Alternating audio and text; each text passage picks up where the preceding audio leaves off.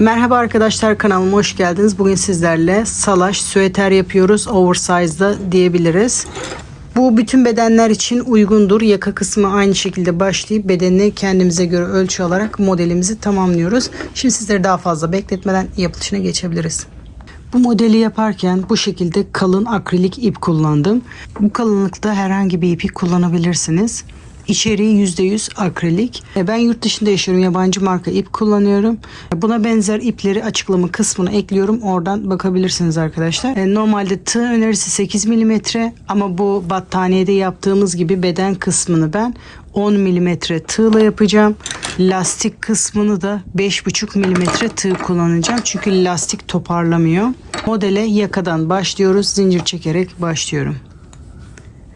Toplamda 68 zincir çekerek modele başlıyorum.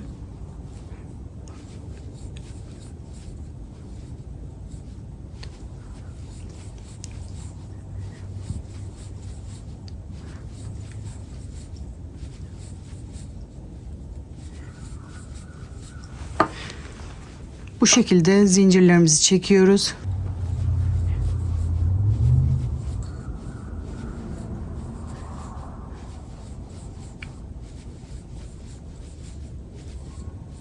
Bu şekilde 68 zincir çekiyorum. Bu bütün bedenler için uygundur. Çünkü bunu kişiye özel çalışma yapıyoruz. Yaka kısmı hepsinde aynı. Kol altına kadar. Yaka kısmı bütün bedenlerde aynı. Sadece beden kısmında kendi vücut ölçülerimize göre yapıyoruz. O şekilde büyütüyoruz. Bütün bedenlerde yaka başlangıcı aynı. Şimdi bu şekilde 68 zincir çekip geliyorum. Toplamda 68 zincir çektim. Şimdi bunu birleştirmem gerekiyor. Zincir yönünü düzelterek dönme olmasın diye düzeltiyorum.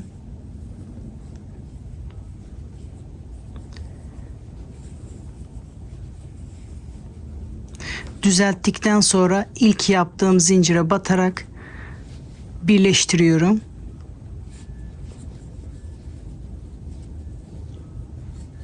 Bu şekilde iz sürme yaparak sıramı birleştiriyorum. Şimdi sıramı birleştirdikten sonra bir zincir dönüş için çekiyorum. Birleştirirken battığım boşluğa batarak tekrar bir sık iğne yapıyorum. Burası köşenin yarısı, yarısında sıra bitiminde yapacağız. Bu ilk sık iğne. Bir zincir, bir tane zincir atlayarak ikinci zincire bir sık iğne yapıyoruz. Bu taban kısmını yaparken aralarda bir zincir çekiyoruz. Burada da bir zincir boşluk bırakarak ikincisinde bir sık iğne yapıyoruz. 1, 2, 3 toplamda 3 sık iğne oldu.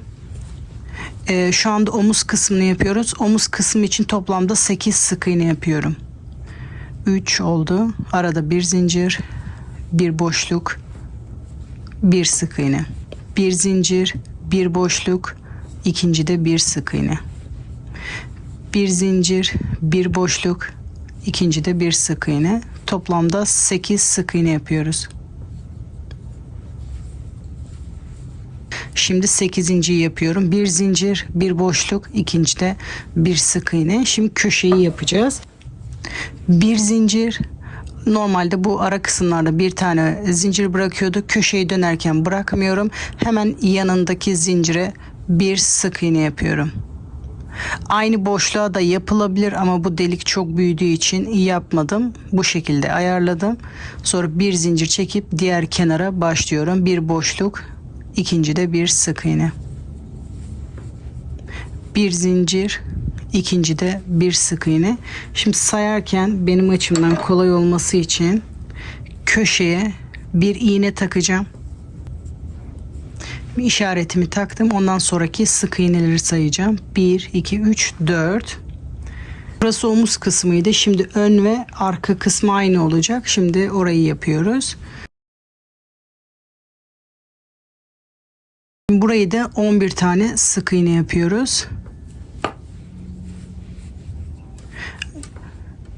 Köşeye kadar toplamda 11 tane sık iğne yapıyoruz. Bir zincir, bir boşluk, ikincide bir sık iğne.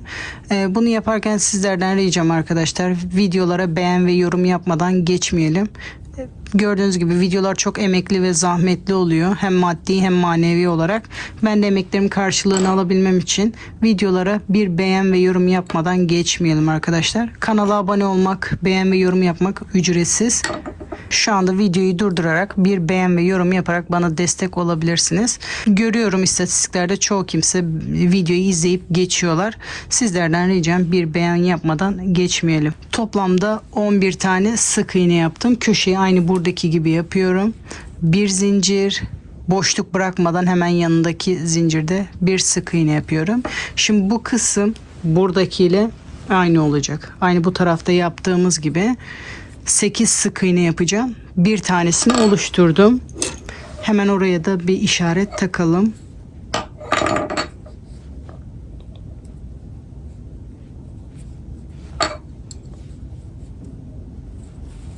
Burayı da 8 sık iğne yapıyorum. Aralarda bir boşluk. Şu anda ikinciyi yaptık.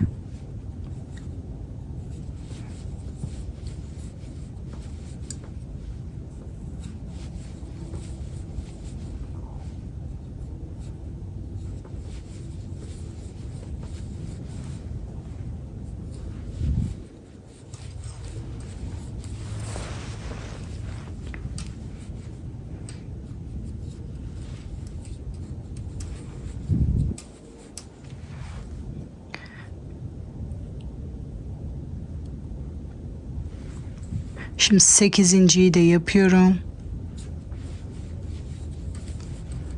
Arada bir zincir, hemen yanındaki zincire bir sık iğne yapıyorum. Buraya da işaretimi takıyorum. Bu kısmı da diğer taraftaki gibi 11 tane sık iğne olacak ama sonuncuyu burada aynı köşeye batacağız. Yani şu anda 10 tane yapacağım. 11.'yi bu aynı boşluğa batacağız. Sırasıyla oraya kadar bütün sık iğneleri yapıyorum. Bir zincir,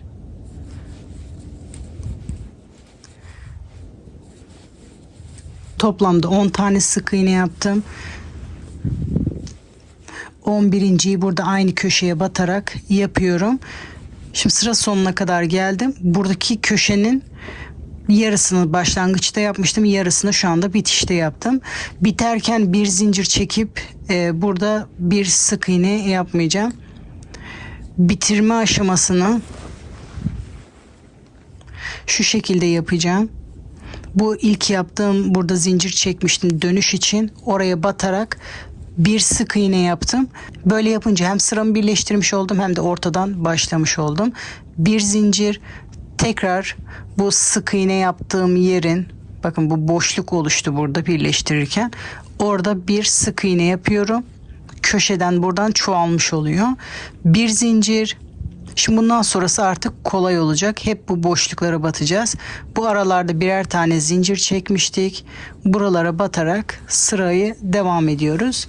Aynı battaniyede yaptığımız gibi sadece köşe ekliyoruz. Şimdi bir zincir, boşlukta bir sık iğne. Diğer sırada yaptığımız sık iğnelerin tepelerine batmıyoruz. İki sık iğne arasında çektiğimiz zincirlerin o boşlukta, zincirin tepesine de batmıyoruz. Boşlukta sık iğne yapıyoruz. Bir zincir, boşlukta bir sık iğne. Bir zincir, boşlukta bir sık iğne. Köşeye kadar bu şekilde yapıyoruz. Köşede çoğaltıyoruz. Şimdi bundan sonrası artık çok kolay ilerliyor. Bir zincir, boşlukta bir sık iğne. Bir zincir, şimdi köşeye kadar geldim. Köşede bir sık iğne. Tekrar bir boşluk. Aynı boşlukta tekrar bir sık iğne yaparak köşeyi de bu şekilde yapıyoruz. Hem çoğaltma oluyor hem de köşe oluyor. Bir zincir, sıradaki boşlukta bir sık iğne. Bu sırayı bu şekilde sıra sonuna kadar devam ettiriyoruz. Aralarda bu şekilde yapıyoruz. Bir zincir, bir sık iğne. Köşelerde de gösterdiğim şekilde çoğaltma işlemi yapıyoruz.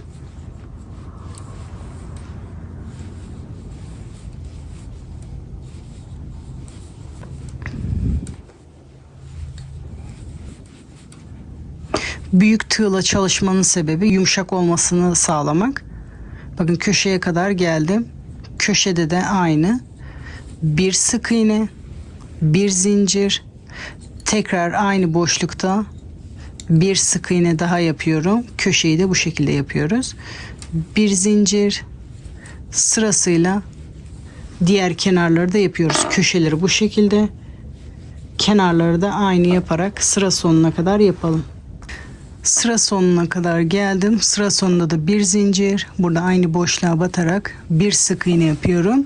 Sıranın diğer yarısını da yapmış oluyorum. Diğer sırada yaptığım gibi buradaki dönüş yerine batarak bir sık iğne yapıyorum. Bu şekilde sıramı birleştiriyorum. Yeni sıraya da başlamış oluyorum.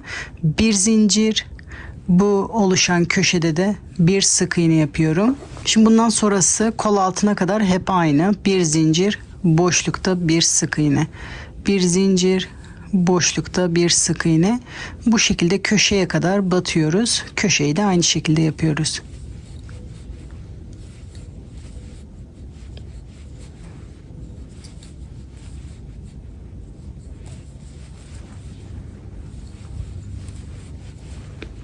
Köşeye kadar geldim. Şimdi köşede de aynı. Bir sık iğne, bir zincir, tekrar aynı boşlukta bir sık iğne yapıyorum. Eğer bu kısım size çok dar geliyorsa iki zincir de çekebilirsiniz ama bu sefer delikler çok büyük olacak. İşte sonra diğer kenara dönerek sık iğne yapmaya başlıyorum. Bir zincir, bir sık iğne. Bunu da bu şekilde sıra sonuna kadar tamamlayalım. Sıra sonuna kadar geldim. Aynı şekilde aynı boşlukta bir sık iğne. Bu ilk yaptığımın oraya batarak bir sık iğne yapıyorum. Sıramı birleştiriyorum. Bir zincir çekerek yeni sıraya başlıyorum. Aynı boşlukta bir sık iğne. Şimdi hep aynı sırayı tekrar ederek bunu büyütmek istediğimiz büyüklüğe kadar genişletiyoruz. Bir zincir, boşlukta bir sık iğne. Bir zincir, boşlukta bir sık iğne. Bu şekilde sıra sonuna kadar tamamlıyoruz. Bunu sıra sonuna kadar tamamlıyoruz ve aynı sırayı tekrar ederek bunu büyütmek istediğimiz büyüklüğe kadar büyütüyoruz. Şu şekilde katladığımızda gördüğünüz gibi yakamız oluştu. Şöyle göstereyim. Lastikten ölçmüyorum. Lastik altından ölçüyorum. Bunu biraz örüp nasıl ölçü aldığımı da size gösteriyorum. Şimdi bunu büyütüp gelelim. Bunu salaş ya da dar da yapabilirsiniz. Ben birazdan salaş olarak göstereceğim. Dar yapmak isteyenler bir tık daha küçük yapabilir. Şimdi bunu bayağı bir ördüm. Şimdi ölçü alıyorum. Benim için yeterli bir ölçü mü?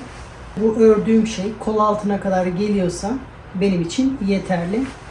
Şu şekilde de ucuca ölçüyorum. Yeterli bir kol mesafesi var mı diye bakıyorum. Var. Şimdi bunu artık kol kısmını bitirip beden kısmına devam ediyorum. Şimdi bunu yapmak istediğim uzunluğa kadar yaptım. Ölçümü de nasıl aldığımı gösterdim. Şimdi sıra sonuna geldim. Sıra bitimine aynı yapıyorum. Bir sık iğne yaparak sıramı birleştiriyorum. Şimdi yeni sıraya başlıyorum. Bir zincir, tekrar boşlukta bir sık iğne yapıyorum. Burası kol kısmı. Bakın gidiş yönüm bu yöndeydi. Şimdi aynı yöne doğru devam ediyorum. Ama burası kol kısmı. Şöyle katlıyorum. Bu kol kısmına hiçbir şey yapmıyorum. Diğer kol altındaki köşeye geliyorum. Artık köşe yapmıyoruz. Beden kısmına başladık. Şimdi bir sık iğne yaptıktan sonra normal aralarda yaptığım bir sık iğne yapıyorum. Bakın kol ağzı, kol kenarından sonraki köşeye, yani iki kol altı oluyor burası. Kol altındaki köşeye bir sık iğne yapıyorum. Sanki sıraya devam ediyormuşum gibi. Bu kısım birleşmiş oluyor. Bundan sonra bakın beden yapmaya devam ediyoruz. Burası kol. Şimdi sırasıyla normal bedende yaptığımız gibi bir zincir, boşlukta bir sık iğne, bir zincir, boşlukta bir sık iğne. Bunu da diğer köşeye kadar yapıyoruz. Bir zincir, boşlukta bir sık iğne. Bunu da bu şekilde bu köşeye kadar yapıyoruz. Sonra bu kol ağzını da bırakacağız. Diğer tarafa doğru döneceğiz. Şimdi buradayım. Bu köşeye kadar örüyorum. Köşeye kadar geldim. Köşenin yanındaki boşlukta bir zincir. Şimdi köşede bir sık iğne yapıyorum. Diğer tarafta yaptığımız gibi bir zincir. kol ağzına hiçbir şey yapmıyorum. Diğer köşeye gidiş yönüne göre şu şekilde gidiş yönü. Boşlukta bir sık iğne, bir zincir, sonra normal sıraya devam ediyorum. Şimdi arka tarafa dönüyorum. Bedenimiz birleşti. Artık tek parça olarak devam ediyoruz. Bir zincir, sıradaki boşlukta bir sık iğne. Bunu da bu şekilde sıra sonuna kadar yapıyoruz. Bir zincir, bir sık iğne, bu şekilde köşeye kadar yapalım. Sıra sonuna kadar geldim. Burada başlamıştım. Bitiş kısmını aynı yapıyorum. Zincir çekerek değil, bunun tepesine batarak bir sık iğne yapıyorum. Bu şekilde sırama başlıyorum. Bir zincir, tekrar bu boşlukta bir sık iğne yaparak ikinci sıraya başlıyorum. Şimdi artık beden tek parça oldu. Şimdi bir zincir, yeni sıraya başladık. Artık bedenimiz tek parça oldu. Dönerek devam edeceğiz. Normal bu aralarda yaptığımız bir zincir gibi burada da bir boşluk var. Bu boşluğa batarak bu kısmı da kapatıyoruz. Bir zincir, sonra sıradaki boşluğa batarak örmeye devam ediyoruz. Bir zincir, bir sık iğne, aralarda batarak bu şekilde devam ediyoruz. Bunu da bu şekilde diğer taraftaki kol altına da bu şekilde yapıyoruz. Boşlukta batıyoruz. Bu sıra sonuna kadar, buraya kadar sırayı tamamlıyoruz. Şu anda diğer kol altındayım. Orayı da size göstermek istedim geçerken. Bakın bir zincir, boşlukta bir sık iğne, bir zincir, sıradaki boşluğa batarak devam ediyorum. Sıra sonuna kadar yapalım. Sıra sonuna kadar geldim. Zincir çekerek birleştirmiyorum. Aynı normal sıralarda birleştirdiğim gibi bir sık iğne yaparak birleştiriyorum. Bir zincir çekerek yeni sıraya başlıyorum. Bir zincir. Gördüğünüz gibi bu aradaki boşluk da kapandı. Bir zincir, bir sık iğne, bu şekilde bu sırayı da sıra sonuna kadar tamamlıyoruz ve bu aynı sırayı tekrar ederek etek lastiğine kadar örüyoruz. Bunu ne kadar uzunlukta yapmak istiyorsak o uzunluğa kadar yapıyor. Bunun uzunluğu sizin zevkinize göre kalmış. Bunu isterseniz tunik şeklinde uzun yapabilirsiniz, crop şeklinde kısa yapabilirsiniz, bele kadar da yapabilirsiniz. Şimdi bu beden kısmını olmasını istediğimiz uzunluğa kadar yapıyoruz. Ben de bunu üzerimde ölçerek bakacağım. İstediğim ölçüye gelene kadar öreceğim. Ondan sonra etek ucuna geçebiliriz. Şimdi sizler de bunu uzatmak istediğiniz uzunluğa kadar uzatın. Ondan sonra etek kısmına geçelim. Bunu yapmak istediğim uzunluğa kadar yaptım. Burası kol. Kol altında da bu kadar ördüm. Sıra saymayalım arkadaşlar. Bedenimize ölçerek yapmak istediğimiz uzunluğa kadar yapıyoruz. Ben çok fazla uzun yapmadım. Şimdi bu büyük tığla işim bitti. Şimdi küçük tığ kullanıyorum. Normalde ipin önerisi 8 milimetreydi. Şimdi ben bir tık küçük kullanacağım bu sefer. Şimdi lastik için 6 zincir çekiyorum. Bu lastik kısmını istediğiniz kadar uzun yapabilirsiniz. Bu zincir sayısını ne kadar uzun yaparsanız lastiğiniz o kadar geniş olur. 6 zincir yapıyorum. Bir zincir dönüş için toplamda 5 sık iğne yapacağım. Şimdi sırasıyla bu zincirlerin tek teline sık iğne yapıyorum. İlkine bir şey yapmıyorum. İkincisinde başlıyorum. Sırasıyla zincirlerin üzerine birer tane sık iğne yapıyorum. Yani toplamda 5 tane yapıyorum. Bedene doğru gidiyorum. Sonuncu zincire de bir sık iğne yapıyorum. Şimdi tığımı ilmekten çıkarıyorum. Diğer yöne doğru döneceğim. Diğer yöne başlamam için de bedene de sabitlemem gerekiyor. Bakın bu boşlukta yapmıştım. Şimdi sıradaki boşlukta ilmeğimi alıyorum. Boşluğun içerisinden ilmeği geçiriyorum. Başka işlem yapmıyorum bedende. Şimdi diğer yöne doğru sık iğne yapmaya başlıyorum. Bu sefer sık iğnelerin arka teline batarak sık iğne yapıyorum. Sırasıyla bakın ilk sık iğnenin tepesine batarak bir sık iğne. Şimdi sırasıyla bütün sık iğnelerin arka teline birer tane sık iğne yapıyorum. Dördüncüyü yapıyorum. Şimdi beşinci. Şimdi dönüş yapıyorum. bir zincir çekerek sıramı dönüyorum. Bu dönüşlere hep aynı yöne doğru dönmemiz gerekiyor ki kenarı düzgün dursun. Şimdi ilk sık iğnenin bundan sonra hep sık iğnelerin arka teline batıyoruz. Zincire hiçbir işlem yapmıyorum. İlk sık iğnenin arka teline batarak bir sık iğne sırasıyla sıra sonuna kadar bütün sık iğnelerin üzerine birer tane sık iğne yapıyoruz. Toplamda 5 olması gerekiyor. Şimdi sonuncu sık iğne, bakın burada dönüşü, burada ilmeği buradan geçirmiştik. O ilmek sonuncu sık iğne o. Onun da arka teline batıyorum. Tığımı ilmekten çıkarıyorum. Şimdi diğer yöne doğru dönüyorum. Bedene birleştireceğim.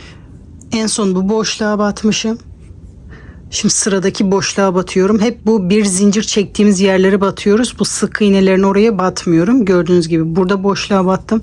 İkinci boşluğa battım. Şimdi burada üçüncü boşluğa batıyorum. İlmeğimi oradan geçiriyorum. Sıramı bu şekilde birleştirmiş oluyorum. Yeni sıraya başlıyorum. Sık iğnenin arka telinde bir sık iğne.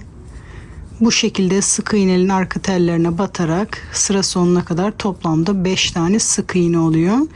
Şimdi bir zincir çekerek sıramı dönüyorum. Bakın dönüşler hep aynı yönde yapıyorum ki kenarlar düzgün dursun.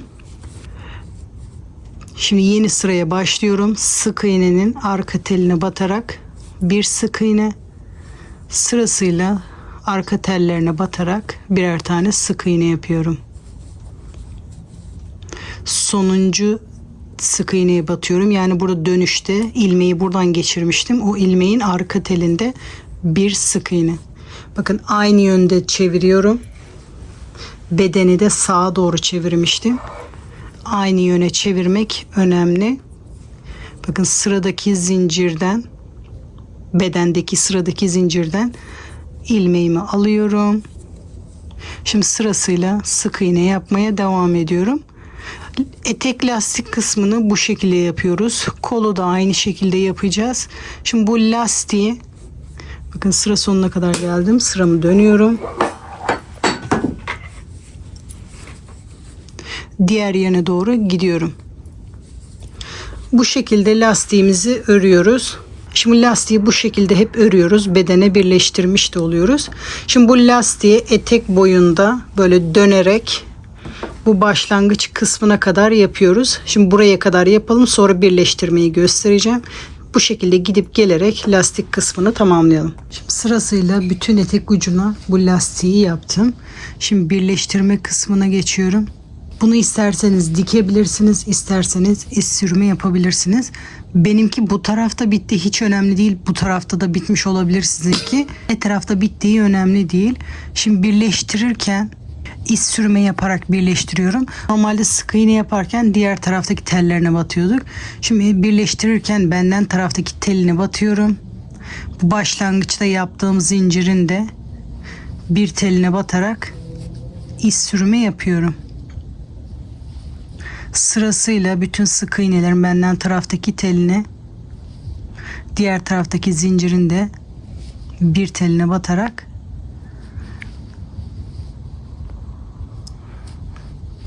iz sürme yapıyorum, birleştiriyorum. Sırasıyla bir tel buradan, bir tel karşıdan bu şekilde iz sürme yaparak birleştiriyorum. Şimdi sonuncusunu da yapıyorum. İlmeğimi buradan geçirip ipimi kesiyorum. Sonra bu ipi arkada saklıyoruz. Bu şekilde oluyor. Şimdi kol kısmına başlayabiliriz. Kolu yaparken de alt kısımdan başlıyorum. Etek ucunda başladığım gibi başlıyorum. Bir zincir.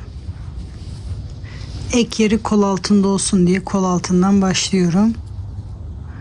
Burada kol altında bir sık iğne yapmıştık. Oraya batıyorum. İpimi orada sabitleştirmiş oluyorum. Kol kısmını biraz daha dar yapacağım. Etek kadar geniş yapmayacağım. Şimdi kol kısmına etekten bir tık dar yapacağım. Genişliği siz istediğiniz gibi genişlik yapabilirsiniz. Etek kısmı yaparken 6 zincir çekmiştim. Kol yaparken 5 zincir çekerek başlıyorum. Yapılışı aynı. Sırasıyla ikinci zincirde sık iğne yapmaya başlıyorum. Sırasıyla diğer zincirlerin üzerine de birer tane sık iğne yaparak toplamda 4 sık iğne yapıyorum.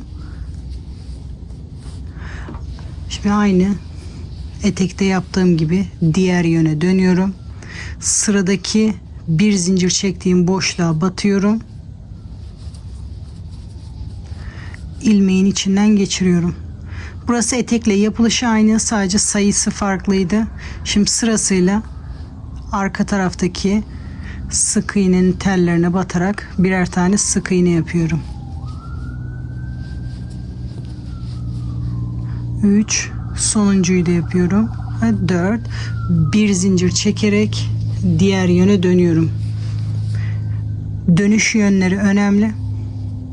Sırasıyla arka tellerine batarak birer tane sık iğne yapıyorum. Bakın sonuncusu bu teli geçirdiğimiz için tam sık iğne tepesi gibi görünmüyor ama onun da arka teline batıyoruz. Bir sık iğne yapıyoruz. Şimdi diğer yöne dönüyorum. Sırada sık iğne var. Sık iğnenin yanındaki boşluktan ilmeğimi alıyorum. İlmeğimi geçiriyorum. Tekrar sık iğne yapmaya başlıyorum.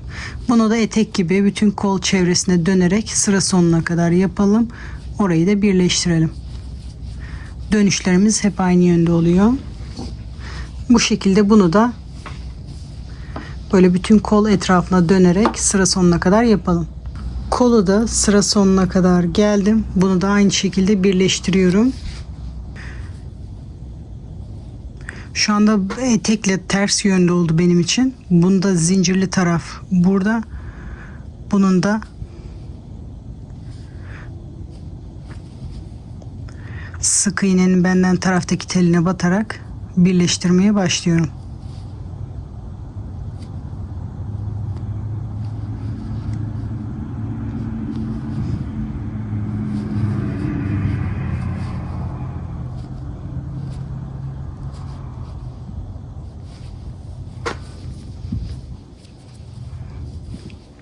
Sonuncuyu da birleştiriyorum. Sonra ipimi kesip arkada saklıyorum. Burayı da bu şekilde birleştirdik. Diğer kolu da yapıyoruz. Ondan sonra yaka kısmına geçebiliriz. Kollarımı yaptım. Etek ucunu da yaptım. Şimdi yaka yapmaya başlıyoruz. Başlarken kare gibi başladık ama böyle koldaki gibi yuvarlak olacak. Fakat çok geniş yapmayacağım. Etekte 5 sık iğne ile yapmıştık. Kolda 4 sık iğne ile yapmıştık. Yakada da 3 sık iğne ile yapacağım. Çok geniş yapmayacağım. Bir zincir çekerek başlıyorum. Yakanın herhangi bir yerinden başlayabiliriz. Ben köşeye yakın başlayacağım ki köşe dönüşünü göstermek istiyorum. Şimdi normal bedende yaptığımız gibi yapıyoruz. İpimi birleştiriyorum. Bir zincir atıyorum. Bunu 3 sık iğne yapacaksam 4 zincir çekmem gerekiyor. 4 zincir ve sırasıyla bütün zincirlerin tepesine batarak 3 tane sık iğne yapıyorum. Sıra sonuna geldim. Bedende yaptığım gibi diğer yöne dönüyorum. Sıradaki boşluğa batarak ilmeğimi oradan geçiriyorum. Burası da aynı bedende olduğu gibi oluyor. Sırasıyla bütün sık iğnelerin tepesine batıyoruz. Arka tellerine. Toplamda 3 sık iğne yapıyoruz. Bu şekilde dönerek köşeye kadar yapıyoruz. Burada bir değişiklik yok. Sadece sayı değişik. Köşeye kadar aynı bedende ve kolda yaptığımız gibi sık iğnelerin arka tellerine batarak köşeye kadar gidiyoruz.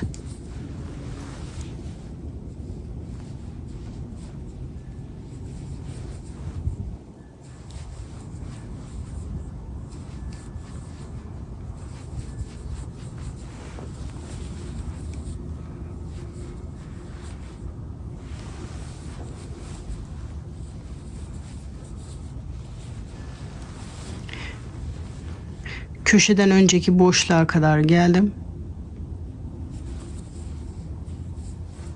Sırasıyla arka tellerine batarak sık iğneleri yapıyorum. Şimdi bu sırada köşeye geliyorum. Köşede yapacağım. Köşede de bir değişiklik yok. Sıramı dönüyorum. Şimdi köşeye geldim. Köşede 2 tane zincire yan yana batmıştık. Arada boşluk var. Bu boşluğa direkt böyle batınca bu delik çok büyük oluyor. Bu deliği birazcık kapatabilmek için 2 zincirden tığımı geçiriyorum. Bakın bu zincire de batmıştım. Diğerine de batmıştım. Tığımı geçiriyorum. İkisinin içinden ilmeğimi geçiriyorum. Bu şekilde köşeyi bir tık küçültmüş oluyoruz. Ondan sonra sık iğne yapmaya devam ediyorum. Normal sıralarda yaptığım gibi. Bir zincir çekiyorum. Normal sıraya dönüyorum.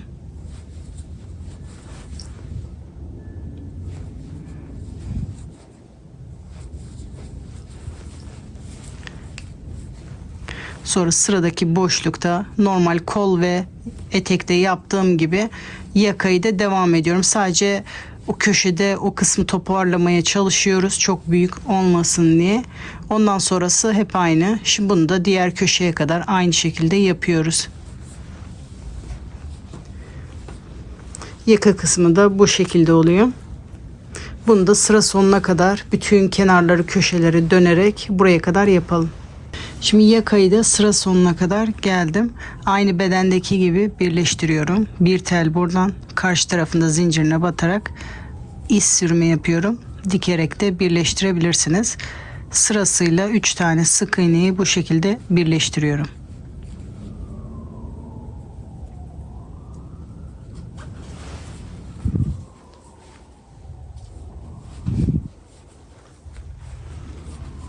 İpimi kesiyorum, arkada saklıyorum. Modelin bitmiş hali bu şekilde arkadaşlar. Gördüğünüz gibi salaş bir süeter ya da kazak oldu. Bunu uzun ya da kısa yapabilirsiniz. Ben etek üzerine giyebilmek için kısa çalıştım. İsteğe bağlı bunu uzun da çalışabilirsiniz arkadaşlar. Bu büyüklükteki bir süetere yaklaşık 500 metre kadar ip gitti. Büyük tığ kullanmamıza rağmen bakın çok delikli olmadı. Gayet güzel durdu. Siz de elinize uygun herhangi bir tığ seçebilirsiniz. Modelin yapılışı bu kadar arkadaşlar. Umarım sizler de izlerken keyif almışsınızdır. Videolara beğen ve yorum yapmadan geçmeyelim arkadaşlar. Yapacak arkadaşlara kolay gelsin diyorum. Sıradaki videolarda görüşmek üzere.